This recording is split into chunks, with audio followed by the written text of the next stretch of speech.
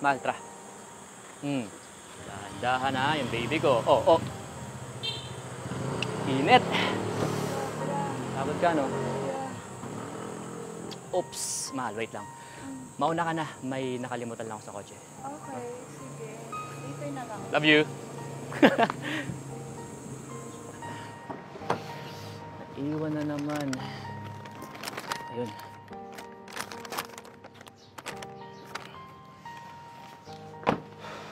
Hi! Sorry kung lumapit ako I just find you so attractive kasi. By the way, I'm Ea. And you are? Sorry miss. Baka nagkakamali ka lang. No, di ako pwedeng magkamali. Ikaw talaga yung gusto ko. Nakita mo naman, di ba? Kasama ko yung asawa ko. Buntis siya. Magkakapamilya na ako. Tama na. So, pakailan po sa pamilya mo? You know what? Wiki, kaya tayo dyan sa sasakyan mo. Ano? Baliw ka ba? Hindi. Seryoso ako. Dali na. Okay, fine. Kung ayaw mo talaga, here's my number. Andiyan na din yung address ko. Puntahan mo na lang ako kung gusto mo. Remember, walang makakaalam kung hindi ka magsusundo. Eto na ko dito. See you! Bye! Mahal! Ano ba? Ang tagal-tagal mo naman dyan eh. Mahal, eto na. May kinuha lang. Tara, tara.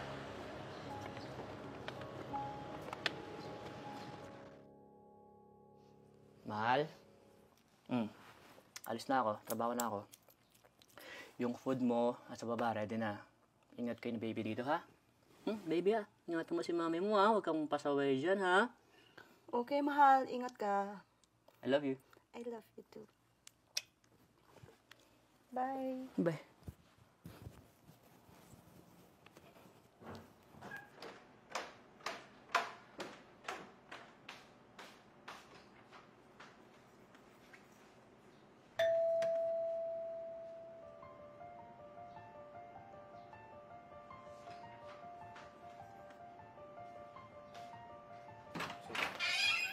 Hi! Ikaw na naman. Anong ginagawa mo dito? Ganda pala ng bahay mo. Uy, Miss. Hindi ka pwedeng pumunta rito. Nandiyan yung asawa ko, baka makita ka. Ano ba kailangan mo? Ikaw nga sabi. Hindi ka kasi tumawag sa akin kagabi. O, napunta sa bahay ko. Kaya ako na rin nagpunta sa'yo dito. Kaya please, alam ko gusto mo rin to. Magtiwala ka lang sa akin. Di naman tayo mahuhuli. Pasasalamatan mo pa ako. Miss, mali to. Hindi tama to. May asawa ko, buntis yung asawa ko, magkakapamilya na ako. Mahal na mahal ko sila. Miss, please, magtago ka na. Hindi ka pwede makita ng asawa ko. Sige na.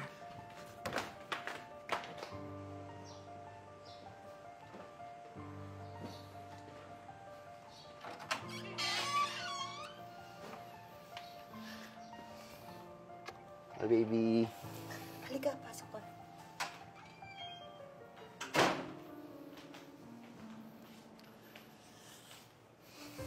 Kamusta naman kayo ni Mami dito? Hindi ka ba niya ginugutom? Hindi Busog na busog nga kami sa pagmamahal niya ikaw, ba't ngayon ka lang pumunta dito? Honey, huwag ka na magtampo. Yung lalaki mo kasi halos nakabuntot na sa'yo Hindi naman niya alam na anak ko yung dinadala mo. Shh! Ito ka lang. Kailan ba iwan yan? Sino yung gagong lalaking yan?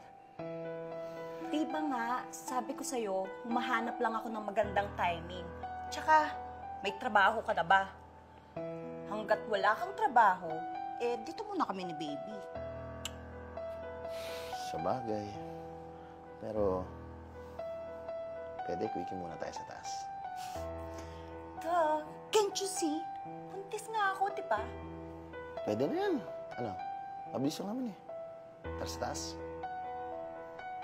Ano?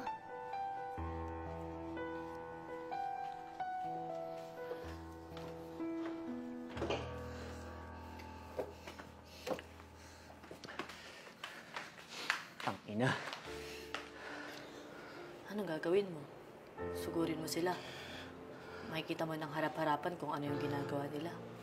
Di pa ba sapat yun? Na narinig mo yung mga pagpapanggap nila? Dito ka lang. Eh, ikaw? Anong ginagawa mo dito, ha? Ano to? Setup mo ba to? Para pag-awayin kami ng asawa ko? Ha? Hindi. Actually, binayaran kasi ako ng asawa mo para landiin ka. Ano ka mo? Binayaran ang asawa ko? Ba't naman gagawin sa akin yun, ha? Hindi kayang gawin sa akin ng asawa ko yun. Hindi ko din alam. Sabi niya kasi gusto daw niyang mates kung loyal ka talaga bago siya magpakasal sa'yo. Kahit ako, nagulat din ako sa nakita ko eh.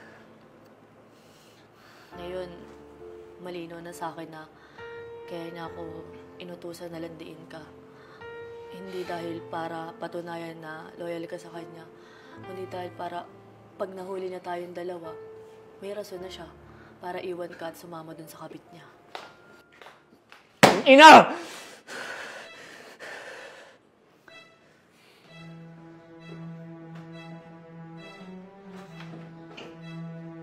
Sino yan? Marky? Sino yan? Nag-uwi ka ng babae mo dito?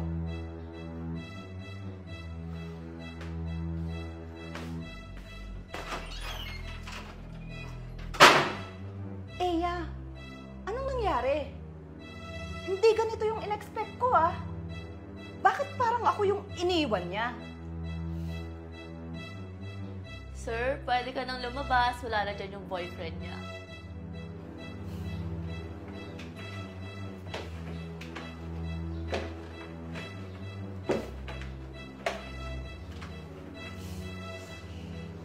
Grabe ka, ma'am, no? Alam mo, nasa iyo na pala yung matino at responsableng lalaki. Nakuha mo pa rin lokohin. Para sabihin ko sa'yo, alam na niya lahat. Kitang-kita niya yung mga panggagago mo sa kanya. Alam mo, ma'am, mahal na mahal ka niya, pero nagawa mo pa rin siyang gaguhin.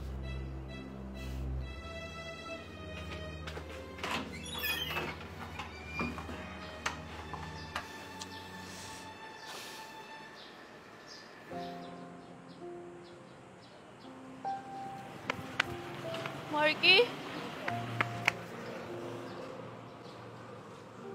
Tama na.